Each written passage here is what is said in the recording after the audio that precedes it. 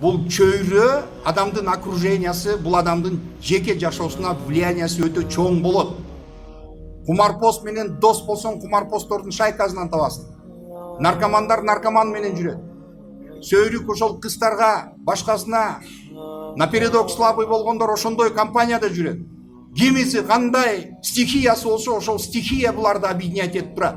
Ошон үчүн Аллах субханаху ва таала Кур'ан Каримдин Зухруф сүрөсүндө Алахиллаху яумаидин ба'духум ли ба'дин адувун иллал муттакин. Эң калың мына ушул дүйнөдө жашаганда бири-бирине шундай жанымды берем сен үчүн досум деп калың достошуп жүргөн достордун бардыгы кыямат күндө бири-бирине душман деди. Эмне үчүн? Туугандар, эмне үчүн душман? Биз дайыма айтабыз. Кылмышка барганда шайтан күбөлөйт, шайтан дух берет. Аракты ичкенде, наркоманды баңгизатты иштеткенде дух берет. Бирок ошол дух кылмышты жасап колго түшкөндө кайка качып кетет, бир жакка качып кетет. Тергөөгө киргенден кийин, абакка түшкөндөн кийин, анан баягы качып кеткен чериктерин баарын тартып келет. Эмне үчүн бул жалгыз өзү страдать этип отуруш керек? Баары жооп берсин дейт. Адамдар ушундай. Кыямат күндө, туугандар, ал тергөө же 10 жылдык, 15 жылдык бул жактагы срок эмес. Пожизненный срок берсе дагы, туугандар айтабыз, дүйнөнүн отрезоги жашоо. Мо биологический жашоонун отрезоги. Отрезок деп коебуз. Геометрияда отрезок деп билесиңер да. Башы бар, аягы бар, точкасы бар. Прямая линия деп коет. Башы бар, аяк жок линиянын. Дал ошол акырет бул бесконечный жашоо. Ошол прямая линия.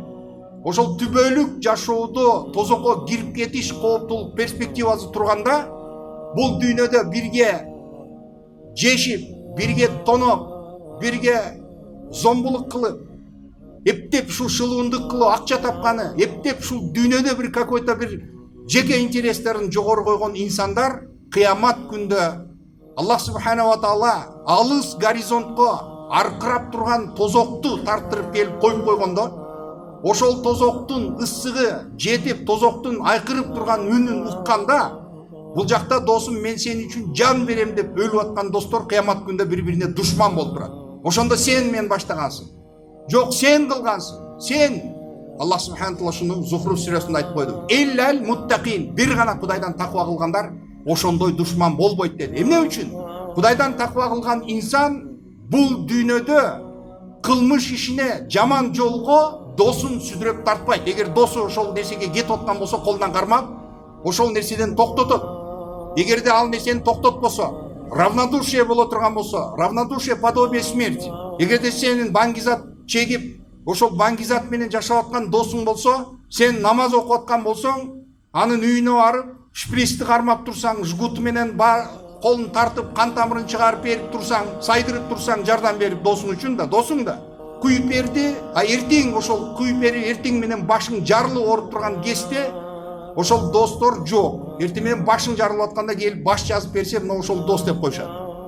Туугандар, мына ошондой көз караштар, ошондой понятиялар, туугандар, бул мыльный пузырь сыяктуу жокко учат, жарылат, жок болот. Кыямат күндө, туугандар, биз көп нерсеге арман кылып калышыбыз мүмкүн. Көп нерсеге кыямат күндө биз арман кылып калышыбыз мүмкүн. Эгерде биз мына ушул дүйнөдө өзүбүздүн түбөлүк акыретибиз үчүн кичине ой жүгүртпөй турган болсок, биз көп арманда кирип кетебиз. Аллах субханаху ва таала Кур'ан Каримде мынакей амма ятасаалун ан-наба деген сүрөдө, ан-наба деген сүрө, туугандар, бул кабар деген, это вести, известие, кабар, акырет жөнүндөгү кабар. Аллах таала ошол сүрөдө айтып атат, аягында ва якулул кафиру я лайтани кунту тураба. Ошол кыямат келгенде, бул дүйнөдө капыр болуп жүргөн инсан кыямат күн болгондо якулул кафиру я лайтани кунту тураба, мен топуракка айланып кетсем кана дейт. Туугандар, эмне үчүн бул жашоодо бүгүн суицид көп, адамдардын самоубийство көп?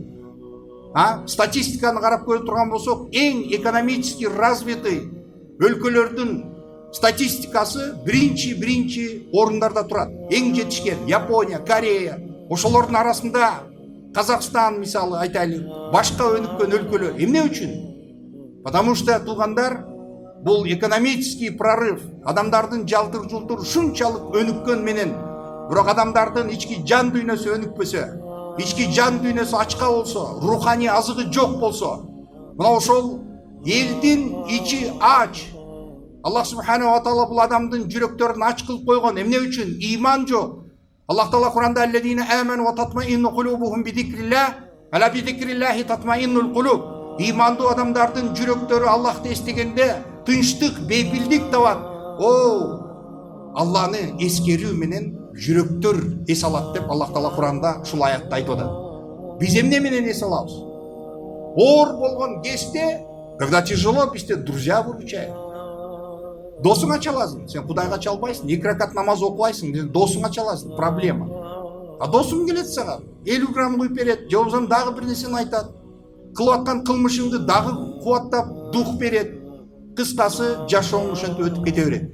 Биз проблемаларды мындай тереңирээк көргөнү, адамдар кичине ойлонуп, Аллах субханаху ва таала айбан аттан айырмалантырып, Кудай Аллах адамдарга акыл берген. Мына ошол акылды жок дегенде иштеткенди үйрөнүшүбүз керек.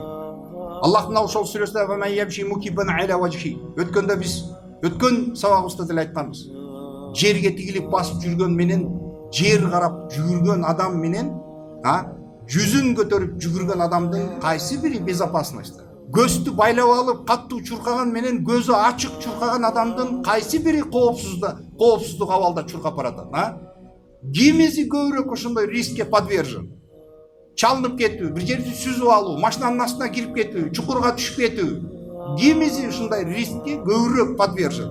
Албетте, көзү байланган, көзү көрбөгөн, жүгүрүп баратып, түшүп кетмей, жыгылып кетмей, чалынып кетмей, мына ошол подвержен, ошон үчүн туугандар, Аллах субханаху ва таала Кур'ан Каримдин Бакара сүрөсүнүн башталышында Алиф лам мим заликал китабу ла райба фи. Мына ошол китеп, Кур'ан, Алланын китеби экенде эч кандай шек жок деди. Худаллил муттакин, Кудайга таквалуу болгон адамдар үчүн бул туура жол деди. Инструкция. Бул дегени любой товар сатып алганда биз ошол инструкциясы менен берет. Туугандар, мына ошол өнүгүп кеткен өлкөлөрдүн бири мисалы США боло турган болсо, производительдер мисалы айталып микроволновый печка болобу, бытовой техника кандай болсо ошол инструктаж жасап, ошол инструкциянын ичинде конкреттүү түрдө мисалы холодильник, биз эмне үчүн холодильникти иштетебиз? Бардыгы вроде баарына белгилүү, холодильник эмне үчүн иштетилиши. Холодильник эмне үчүн? Продукталар ачып кетпесин, башка болбосун, адамдын жашоосу мындай кичине жеңил болсун деген максатта иштейт. Бирок производитель инструкциясына жазат. Ичине мышык, айбанат, тирүү нерселерди сактаган болбойт. Же болбосо дагы мындай кылган болбойт, мынтпек эле, тигинтпек эле, ошонун баардыгын жазат. Эмне үчүн? Потому что демократический өлкөдө ошол жактагы права потребителей деп производительдерге каршы сотторго иск жазып, мынакей эскертпей койгон экен, мындай болду, тигиндей болду деп ал жерде многомиллионный иск менен ошондой компаниялар зыян таркандыгынан ошондой юристтер дал ошол инструкцияга предупрежденияларды жазып коет. Туугандар, ошол инструкцияларга бардык мелочь, детальдардын бардыгын жазып койгондугу ошол компаниянын безопасности и жоопкерчилиги соттолуп териштириле турган болсо, мына бардыгын эскертүү биз кылганбыз дейт. Бүгүн мисалы ошол закон жактан юристтердин шылуундары, башкалары, же болбосо финансовый пирамидалардын, компаниялардын, жөнөкөй мисалы ошол кредитный организация же карапайым калктын сабатсыздыгынан пайдаланып туруп, майда сөздөр менен жазып ошол жерге киргизип, күгүзүп жибергенде соттон утуп чыгып кетет. Эмне үчүн десе, ошол бардык мелкий шрифт менен ошондой подвохтордун баардык, илмектердин баардык, юридический подвохтор баары ичине камтылган. Ошон үчүн Аллах субханаху ва таала Кур'ан Каримде "Я айюхаллазина аману ида тадаянтум бидайин иля аджалин мусамман фактубуху" О имандуу адамдар, ортоңордо алды берди мамиле кыла турган болсоңор, жазып койгула. Ошону нотариус туура жазсын деди. Эмне үчүн? Бирөө китеп окуганды билет, бири сабатсыз, туура жазсын, Кудайдан коркуп, туура жазсын деп Аллах таала Кур'анда айтып атат. Мына ошондой детальдар, ушундай мелочтардын бардыгы ичине камтылган. Туугандар, биз имандуу болуп жашоо керек. Молда ушуну сүйлөйт, а эмнени сүйлөйт? Жакшы жаша, урдаба, жебе, сокпо, өлтүрбө.